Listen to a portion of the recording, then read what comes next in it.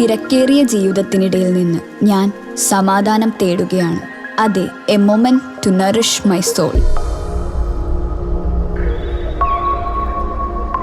ആരോഗ്യത്തിനൊപ്പം സൗന്ദര്യവും. സമഗ്രമായ ആരോഗ്യത്തിൻ്റെയും സൗന്ദര്യത്തിൻ്റെയും പുതിയ തുടക്കത്തിനായി മട്ടാഞ്ചേരിയിൽ സ്ഥിതി ചെയ്യുന്ന ആയുർസ്പർശ് ആയുർവേദ ഹോസ്പിറ്റൽ നിങ്ങളേവരെയും സ്വാഗതം ചെയ്യുന്നു. കോട്ടുവള്ളിക്കാട് SNM LP സ്കൂളിന്റെ വാർഷികാഘോഷ പരിപാടികൾ നടന്നു. കോട്ടുവള്ളിക്കാട് SNM ഗവൺമെന്റ് LP സ്കൂളിൽ 92ാം വാർഷികവും അധ്യാപക രക്ഷകർത്താ യോഗവും യാത്രയയപ്പും നടന്നു. വടക്കേക്കര പഞ്ചായത്ത് പ്രസിഡന്റ് സനീഷ് KS ഉദ്ഘാടനം ചെയ്തു.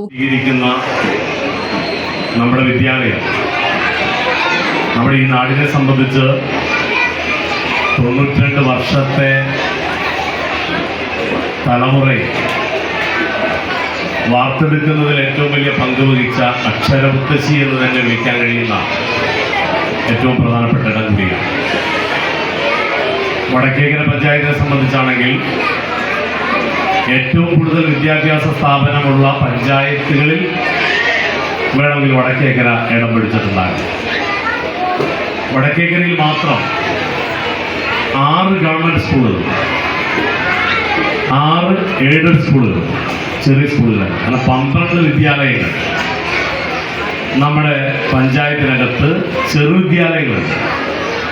അതോടൊപ്പം തന്നെ ഉന്നത വിദ്യാഭ്യാസ രംഗത്ത് എല്ലാ വിദ്യാഭ്യാസ സ്ഥാപനങ്ങളെയും നിറകുളമായി വടക്കേക്കര നിലനിൽക്കുകയാണ്. കേരള സംഗീത നാടക അക്കാദമി പുരസ്കാര ജേതാവും മിമിക് കലാകാരനുമായ കെടാമംഗലം സൈനനെ ചടങ്ങിൽ ആദരിച്ചു. Chettikkad saint Antony's rector father doctor Benny വാഴക്കൂട്ടത്തിൽ അനുഗ്രഹ പ്രഭാഷണം നടത്തി.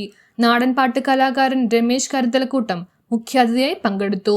ഈ വർഷം വിരമിക്കുന്ന പ്രധാന അധ്യാപിക മീനാകുമാരി ടീച്ചർക്ക് ചടങ്ങിൽ ആദരവ് നൽകി. Block panchayat member Achu Ranjan, ward അംഗങ്ങളായ Nidha Rajeev, Jeena Biju, Shali Sunil, Paravur BRCBC in charge Beena KJ, HMYSSH പ്രധാന അധ്യാപിക ബിന്ദു EN, പ്രധാന അധ്യാപിക Meenakumari PV, SMC chairman Nahushan KP, അധ്യാപകരായ Princy Francis C, Jayasree PS, MPTA chairperson Aswathy Abhilash എന്നിവർ സംസാരിച്ചു.